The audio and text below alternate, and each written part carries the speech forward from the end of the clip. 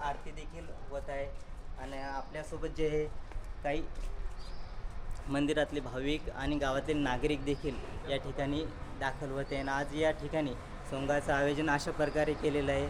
इथं बाजा देखील टाकण्यात आलेले आहे आणि मंदिर आपण पाहू शकता. हनुमान जन्मोत्सव निमित्त या ठिकाणी पताके देखील लावण्यात आलेले आहे.